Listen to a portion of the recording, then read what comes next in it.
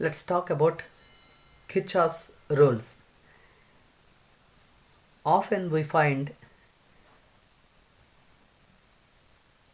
if the resistors are in series, directly we can find out the value as the addition of individual resistors. Rs is equal to R1 plus R2 plus R3. If the resistance are in parallel, then we can write 1 by Rp is equal to 1 by R1 plus 1 by R2 plus 1 by R3. But sometimes it may be the combination of series and parallel. So in that case, Kirchhoff's rules are very well used to determine the current in each branch and to determine the potential difference across any resistor. So we must know the Kirchhoff rules. There are two rules. One is known as Kirchhoff's junction law.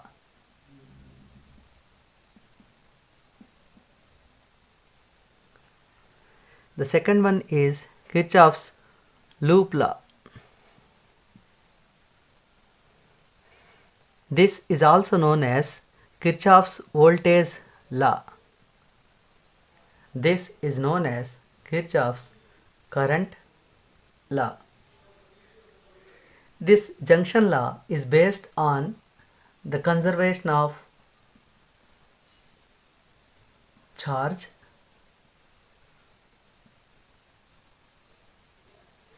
and this loop law is based on conservation of energy.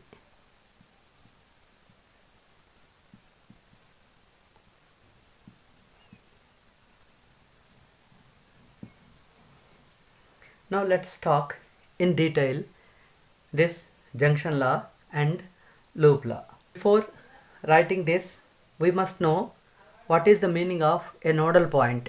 Suppose in any circuit, if two or more than two are joined together, then this point is called a node point or nodal point.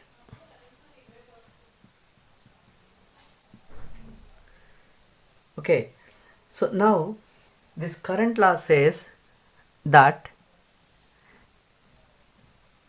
suppose I1 current is reaching to this point and I2, I3, I4, I5. So these are the currents in any, it is a part of a circuit diagram, and these are the currents as mentioned. Here I1 is going towards this point, let this point be O, and I5 is going towards, I2 is going towards, and I4 and I3 are moving away from the point. Junction rule tells us at any junction the sum of the currents entering the junction is equal to the sum of the currents leaving the junction. This is the junction where two or more than two wires are connected. The sum of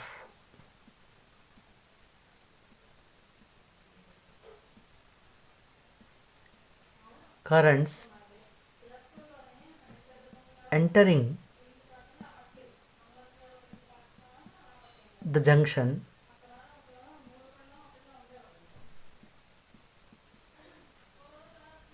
is equal to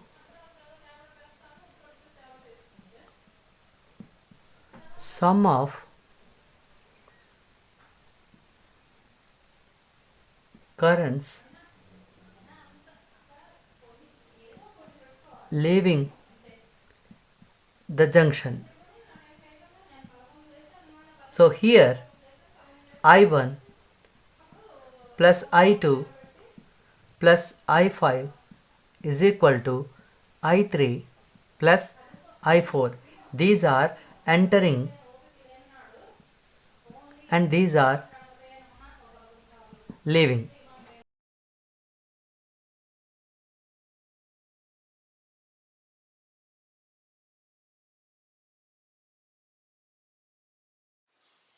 through this setup, I would like to verify the Kirchhoff's first law, that is junction law. So here it is a battery eliminator. This is the current measuring device, milliammeter, and these two are resistors connected in parallel. And again, to note down the current across these two resistors, I have connected here milliammeter and then I have connected here multimeter. Now what I would like to show you, if you look at this is the total current, and then through this resistance some current is passing through, and the rest of the thing is passing through this. It clearly tells us that if I current is passing through here, this is I1, and then rest of the current I minus I1 should pass through the second resistor. So that's what our junction law tells us. Now here I have the readings for you, that it is 180 milliamperes. That 180 milliamperes is being distributed as roughly here 46, 44 roughly, and then here it is 130 milliamperes. So if I add these two, it should be approximately 180.